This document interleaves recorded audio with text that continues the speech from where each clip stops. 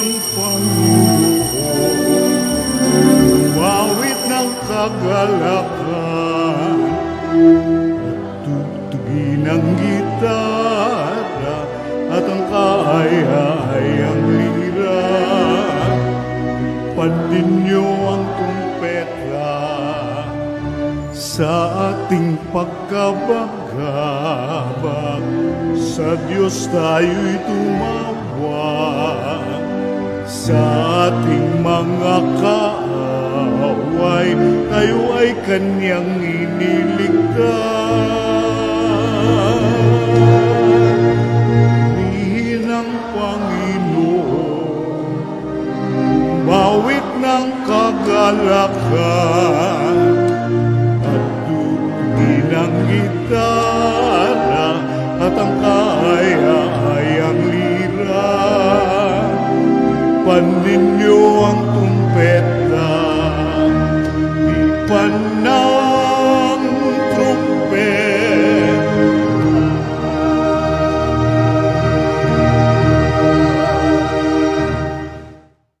Sa ngalan ng Ama at ng Anak at ng Espiritu Santo. Amen. Ang pagpapala ng ating Panginoong Hesukristo, ang pag-ibig ng Diyos Ama, at ang makikipagkaisa ng Espiritu Santo naway sumainyong lahat. At sumaiyo rin. Mga kapatid, tinipon tayo bilang mga kaanib na angkan ng Diyos. Kaya dumulog tayo sa maawaing Panginoong nagpapatawad ng lubos.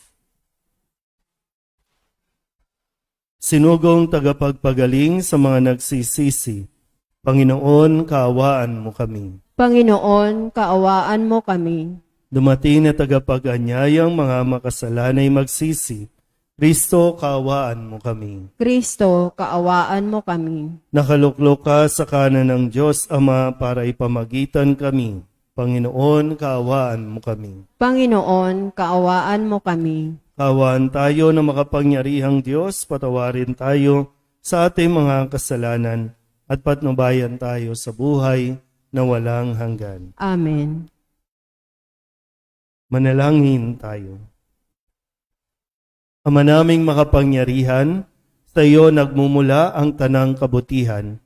Pagbigyan mo ang aming mga kahilingan na sa iyong patnubay, ang iyong mga kinalulugdan ay aming mapag-isipan at sa iyong pag-akay, ang mga ito ay aming magampanan sa pamamagitan ni Jesucristo kasama ng Espiritu Santo magpasawalang hanggan. Amen. Magsiupo ang lahat.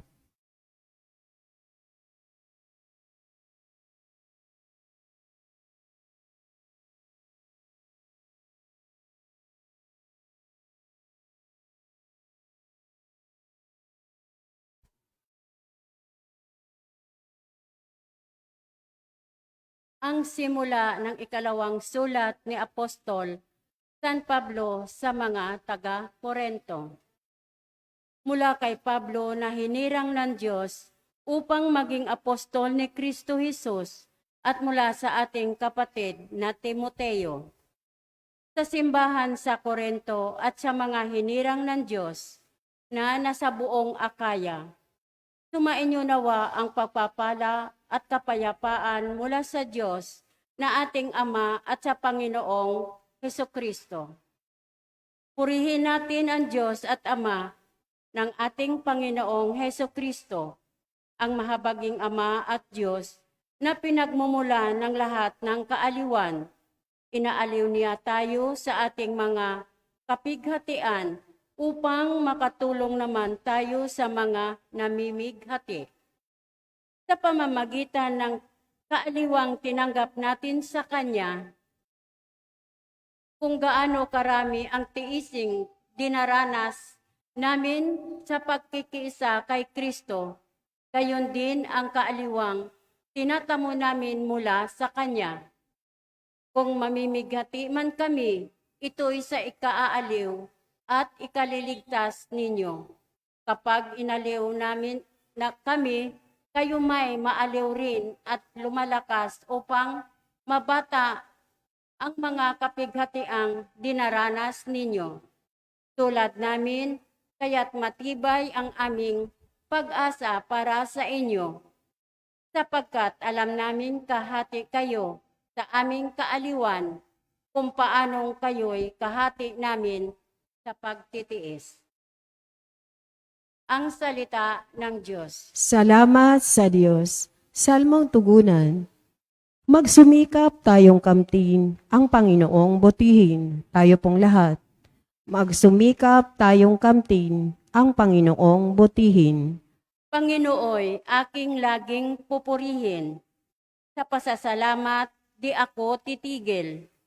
Aking pupurihin kanyang mga gawa. Kayong naaapi, makinig, matuwa. Tugon, Magsumikap tayong kamtin, ang Panginoong butihin. ang pagkadakila niya ay ihayag at ang ngalan niya'y purihin ng lahat.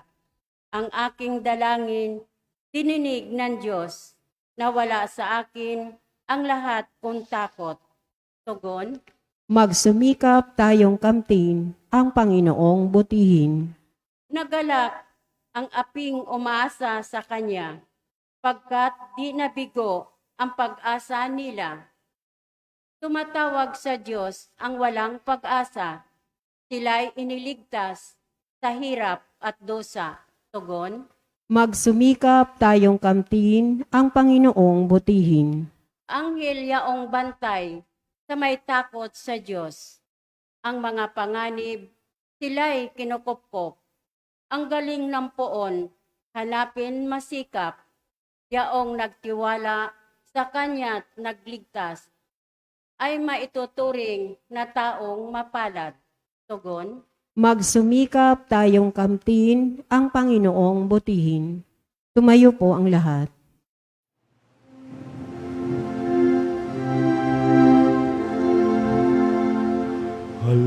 Hallelujah,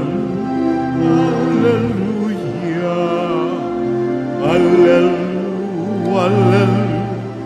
hallelujah. Purihin ang Diyos, hallelujah.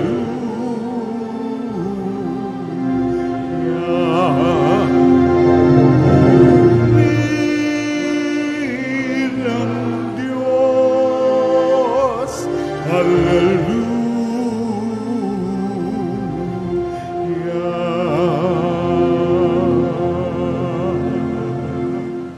Sumainyo ang Panginoon. At sumaiyo rin, Ang mabuting balita ng Panginoon ayon kay San Mateo. papuri sa iyo, Panginoon.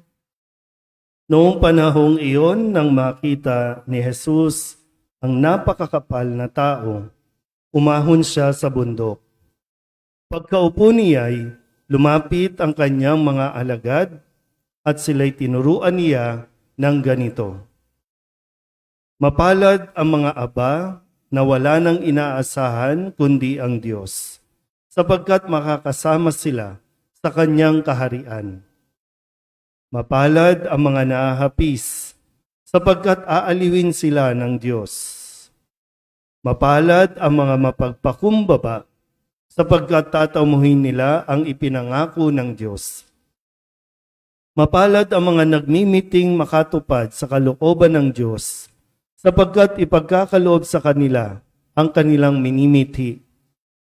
Mapalad ang mga mahabagin, sapagkat kahabagan sila ng Diyos. Mapalad ang mga may malinis na puso, sapagkat makikita nila ang Diyos. Mapalad ang mga gumagawa ng daan sa ikapagkakasundo, sapagkat sila'y ituturing ng Diyos na mga anak niya. Mapalad ang mga pinag-uusig dahil sa kanilang pagsunod sa kalooban ng Diyos, sapagkat makakasama sila sa kanyang kaharian. Mapalad kayo kapag dahil sa akin inaalimura kayo ng mga tao, pinag-uusig at pinagwiwikaan ng lahat ng uri ng kasamaan na pawang kasinungalingan. Magdiwang kayo at magalak, sapagkat malaki ang inyong gantimpala sa langit. Gayon din ang ginawa ng mga tao sa mga propetang nauna sa inyo. Ang mabuting balita ng Panginoon. Pinupuri ka namin, Panginoong Heso Kristo. Maupo po ang lahat. Isang magandang gabi po sa inyong lahat. Maligayang araw din po ng kalayaan sa ating lahat ng mga Pilipino. Happy Independence Day. Alam, wala na talaga, no? Wala nang dating. Ano naman ngayon, Father, kung Independence Day, yayaman ba kami dyan? Yan ang kadalasan, hindi na natin na-appreciate. Wala na tayong sense of history, kaya napakabilis natin nakalimutan yung mga taong nagsakripisyo para lamang sa kalayaan natin ngayon. Dahil marami, nakipaglaban para makamtan natin ang kalayaan, pero ngayon gusto natin magpa-under doon sa mga nanakop. At dati, pinaglalaban ng mga ninuno natin na magkaroon tayo ng sarili nating konstitusyon, sarili nating batas, sarili nating pamahalaan. Pero ngayon, hindi ko alam kung sarili ba natin talaga ito o nagpapakontrol tayo sa ibang, hindi ko alam, Kaya ang mahalaga na itinuturo ang kasaysayan, ang kwento, na mayroon tayo, lalo tigit sa mga bata na naririto. Ilang araw na lang, ilang taon na lang, mawawala na yung matanda sa tabi ninyo. Kaya lang, anong history ang iiwanan niyan, di ba? Anong kwento ang iiwanan niyan sa atin? Hindi celebrate lang tayo celebrate ng Independence Day, pero na-appreciate ba talaga natin yung pagiging malaya natin? Kaya ngayong araw na ito, pinapaalala sa atin, sana makita natin na mapalad tayo. Kasi isa sa mga issue natin, na pag-uusapan na naman, kasi ang sabi nila, tayo na lang kasi yung bansang walang divorce. Para bang, kung titinan mo yung attitude, nalulungkot, o di ba dapat mas maging, yung bang maipagmamalaki mo kasi tayo na lang ang bansang walang divorce. Nalulungkot yung iba kasi tayo wala tayong yung abortion illegal. Hindi katulad sa ibang bansa. Nalulungkot ka imbis na maging masaya ka.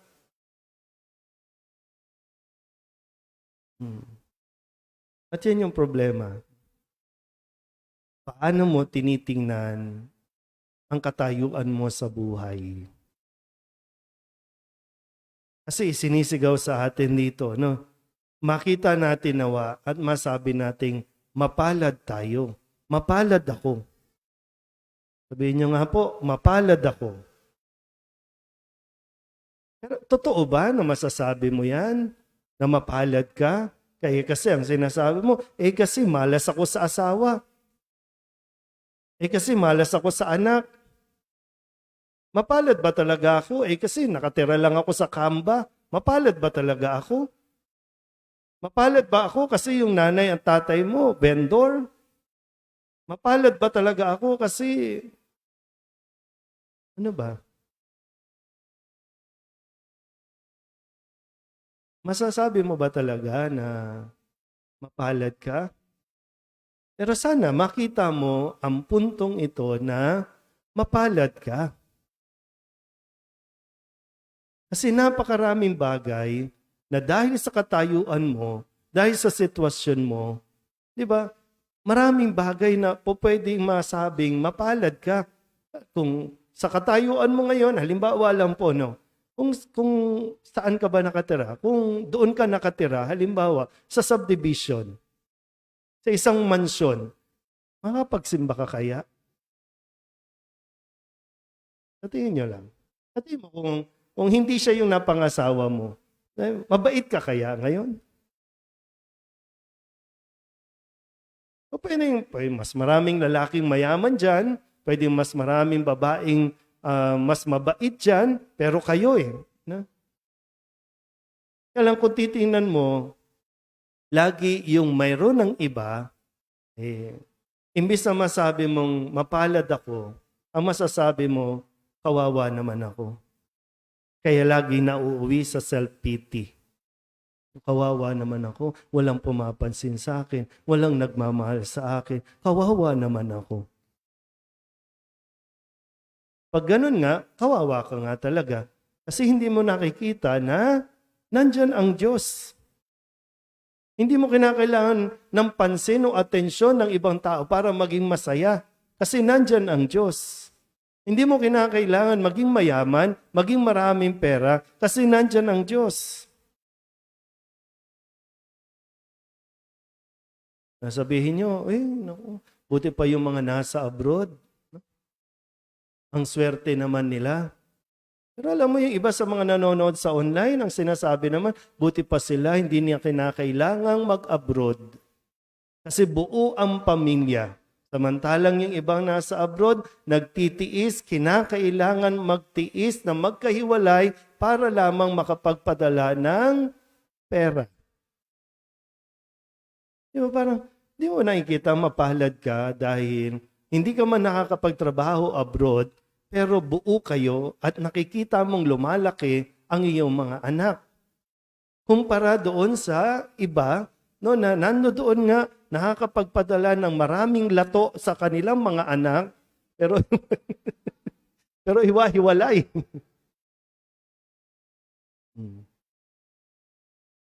Pero tabi-tabi po, no, sa mga nasa abroad o sa mga pamilyang meron na nasa abroad.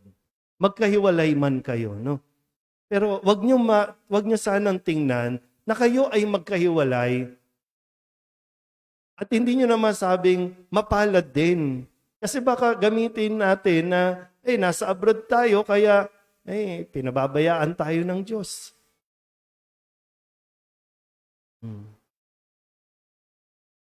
Minsan kinakailangan mo, yung kailangan mong tanggapin ng bukal sa iyong loob na ang paghihirap na pinagdaraanan mo, ang pagtitiis na hinaharap mo ay dahil o para sa mga taong mahal mo.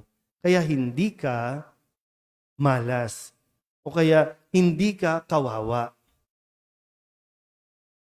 At pag natanggap natin ang ating katayuan, kahit nakakaranas tayo ng hirap, ng paghihiwalay, ng distansya, nagagawa natin hanapin ang dahilan para maging masaya. Kung sakaling ikaw ang may sakit, baka pwedeng makita na at least ikaw ang may sakit, hindi yung anak mo. Diba, kung sinabing may sakit ka, at least nalaman mo may sakit ka, mapalad ka, may panahon ka pa para kung anuman o ilang mang taon ang natitira sa buhay mo, masasamantala mo. Hindi mo na ito sasayangin.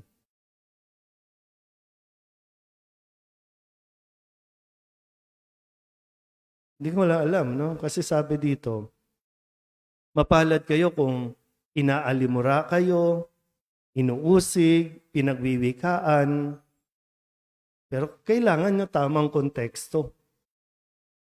Pinagtatawanan ka ba dahil nagsisimba ka? Mapalad ka. Pero kung papatulan mo yung mga tao na umuusig o pinagwiwikaan ka ng hindi maganda, tapos papatulan mo, iba yan.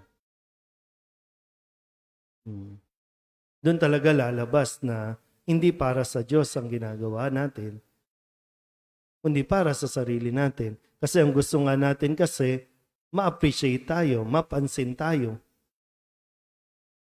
Pero yung kahit walang nakaka-appreciate, pero gagawin mo pa rin ang mabuti, ang tama para sa Diyos, yun ang tunay na mapalad.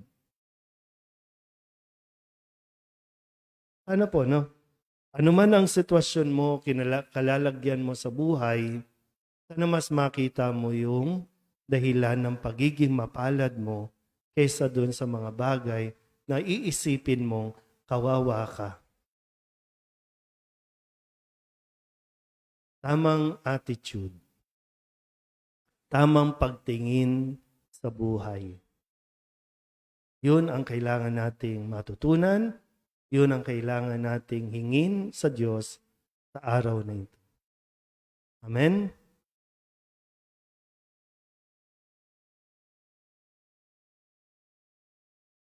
Ang kaligayahan ang pinakamahirap na makamit sa lahat ng mga hinahangad ng tao. Manalangin tayo ngayon sa Diyos Ama para malalim na kapayapaang nagmumula sa ating buong pusong pagsandig sa Kanya. Ang ating itutugon, Ama ng biyaya, maging gantimpala ka namin. Ama ng biyaya, maging gantimpala ka namin.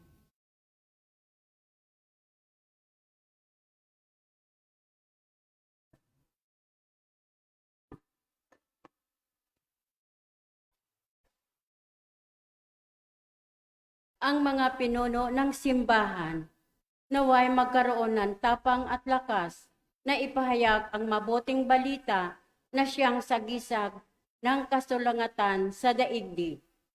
Manalangin tayo sa Panginoon. Ama ng biyaya, maging gantimpala ka namin.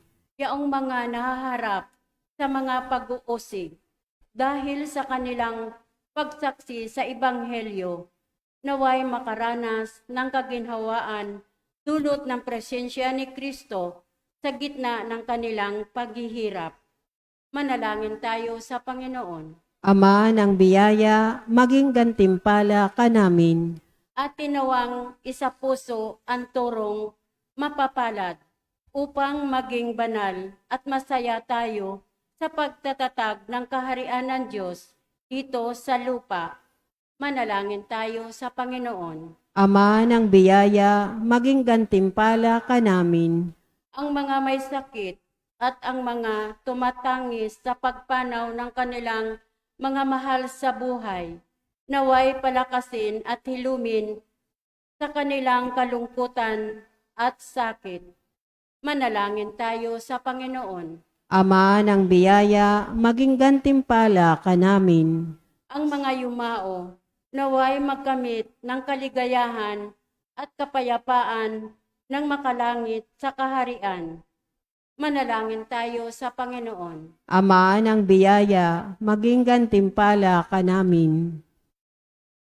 Idulog din natin sa Panginoon ang ating mga personal na kahilingan at mga panalangin para sa ating mga pamilya, kasama ang mga kahilingan ng mga nanonood sa online. Lahat ng mga misang pasasalamat, special na intensyon at mga kaluluwa na hinihiling na ipagdasal sa misang ito.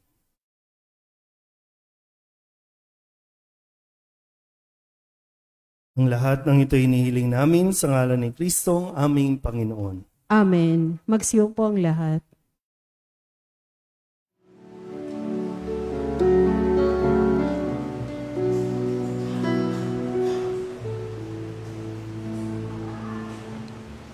Alay namin aming buhay, bawat gala at lumbay, bawat pangarap naming taglay sa palad mo ilalagay.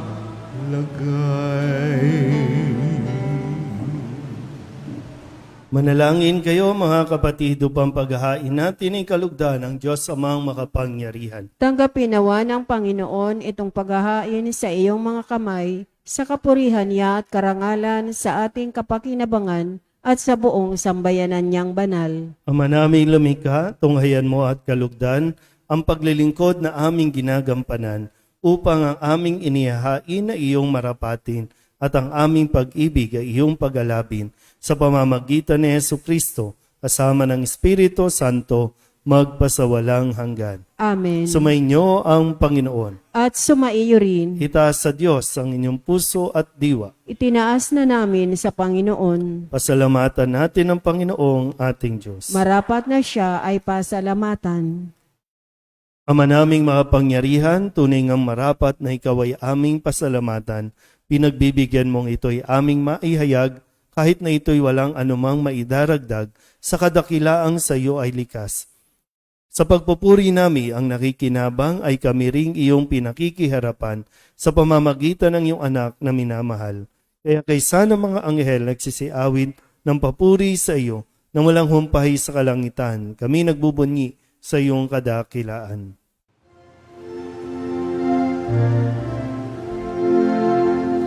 Santo, Santo, Santo, Panginoong Diyos na makapangyarihan, napupuno ang langit at lupa ng kalwalhatian mo. O sana sa kaitaasan, pinagpala ang naparirito sa ngalan ng Panginoon. O sana sa kaitaasan. Ama naming banal, ikaw ang bukal ng tanang kabanalan. Kaya't sa pamamagitan ng iyong Espiritu, gawin mong banal ang mga kaloob na ito upang para sa aming maging katawan at dugo ng aming Panginoong Heso Kristo.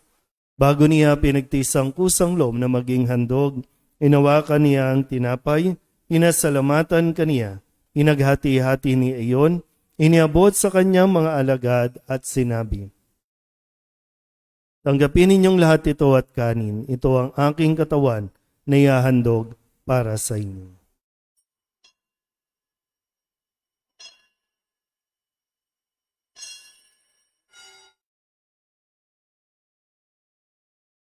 Gayun din naman nang matapos ang hapunan, hinawakan niya ang kalis, muli kaniyang pinasalamatan. Iniabot niya ang kalis sa kanyang mga alagad at sinabi, Tanggapin ninyong lahat ito at inumin. Ito ang kalis ng aking dugo, ng bago at walang hanggang tipan. Ang aking dugo na ibubuhos para sa inyo at para sa lahat, sa ikapagpapatawad ng mga kasalanan.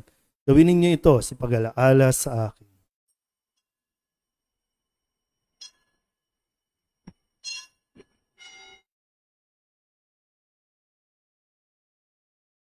Ipagbunyi natin ang misteryo ng pananampalataya. Si Kristo'y namatay, si Kristo'y nabuhay, si Kristo'y babalik sa wakas ng panahon.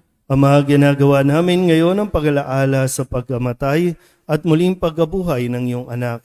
Kaya tiniaalay namin sa iyo ang tinapay na nagbibigay buhay at ang kalis na nagkakaloob ng kaligtasan. Kami napapasalamat dahil kami iyong minarapat na tumayo sa harap mo para maglingkod sa iyo. Isinasamo namin kami magsasalo-salo sa katawan at dugo ni Kristo ay mabuklod sa pagkakaisa sa pamamagitan ng Espiritu Santo. Ama, lingapin mo ang iyong simbahang laganap sa buong daigdig. Puspusin mo kami sa pag-ibig kaysa ni Francisco na aming Papa at ni Jose na aming Obispo at ng Tanang Kaparian. Alalahanin mo rin ang mga kapatid naming nahimlay na may pag-asang sila'y muling mabubuhay, gayon din ang lahat ng mga pumanaw. Hawaan mo sila at patuloyin sa iyong kaliwanagan. Hawaan mo at paginapating kaming lahat na makasalo sa iyong buhay na walang wakas. Kaysa ng mahal na Birhen Maria na Ina ng Diyos, ng kabiyak ng puso niyang si San Jose, kaysa ng mga apostol at ng lahat ng mga banal na namuhay dito sa daigdig ng kalugod-lugod sa iyo, may pagdiwang nawa namin ang papupuri sa ikararangal mo sa pamamagitan ng iyong anak na aming Panginoong Heso Kristo. Sa pamamagitan ni Kristo, kasama niya sa Kanya, ang lahat ng parangal at papuri ay sa iyo, Diyos Amang makapangyarihan, kasama ng Espiritu Santo, magpasawalang hanggan. Amen.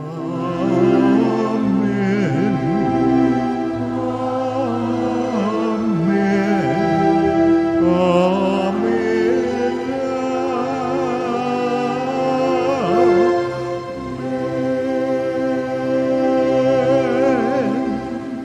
Sa tagubili naman nakagagaling na utos sa turo ni Jesus sa Panginoon natin at Diyos, ipahayag natin ang lakas loob.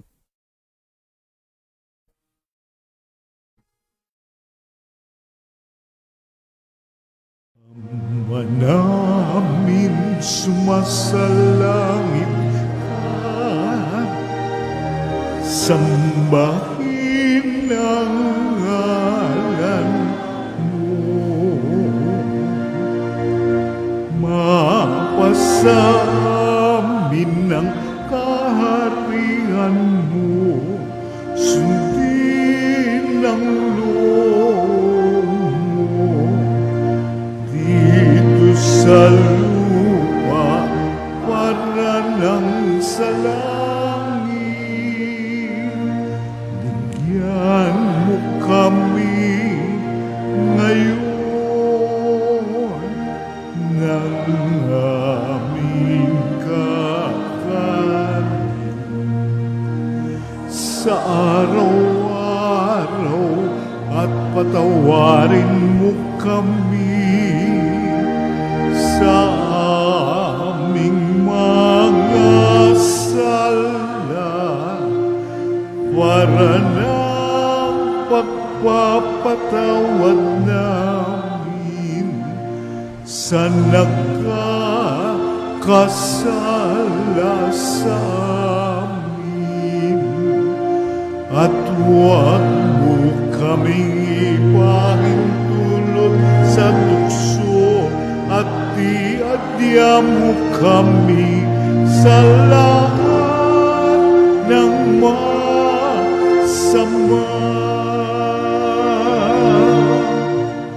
Inihiling namin kami iadya sa lahat ng masama, pagkalooban ng kapayapaan araw-araw, iligtas sa kasalanan at ilayo sa lahat ng kapahamakan, samantalang aming pinananabikan ang dakilang araw ng pagpapahayag ng tagapagligtas naming si Hesu Kristo. Sapagkat iyo ang kaharian at ang kapangyarihan at ang kapurihan magpakailanman. Amen. Panginoong Hesu Kristo, sinabi mo sa iyong mga apostol, kapayapaan ang iniiwan ko sa inyo, ang aking kapayapaan ang binibigay ko sa inyo. Tungayan mo ang aming pananampalataya at huwag ang aming mga pagkakasala. Pagkalooban mo kami ng kapayapaan at pagkakaisa ayon sa iyong kalooban, kasama ng Espiritu Santo, magpasawalang hanggan. Amen. Ang kapayapaan ng Panginoon ay laging sumainyo. At sumaiyo rin. Pagbigayan po tayo ng kapayapaan sa isa't isa.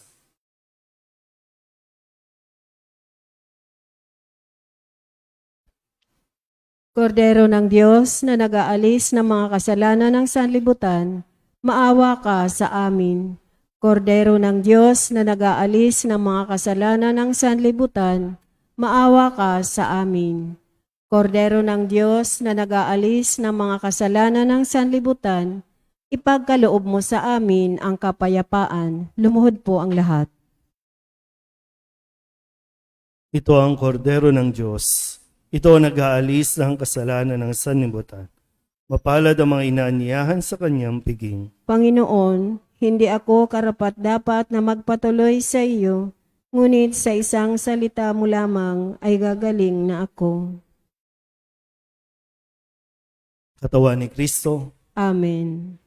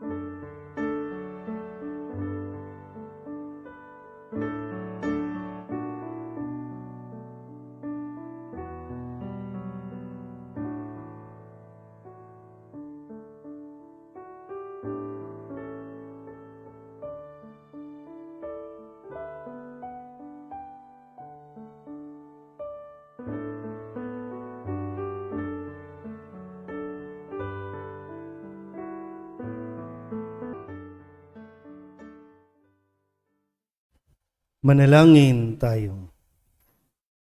Ama naming mapagmahal, ang pagganap sa iyong pagbibigay kagalingan ay pumawi nawa sa aming mga nagawang pagsuway at magdulot nawa ng iyong mga kinalulugdan sa pamamagitan ni Jesucristo kasama ng Espiritu Santo magpasawalang hanggan. Amen. Sumainyo ang Panginoon. At sumaiyo rin. At pagpalain kayo ng makapangyarihang Diyos, Ama at Anak at Espiritu Santo. Amen. Tapos sa banal na misa, humayo tayo sa kapayapaan ni Kristo. Salamat sa Diyos. Magandang gabi po.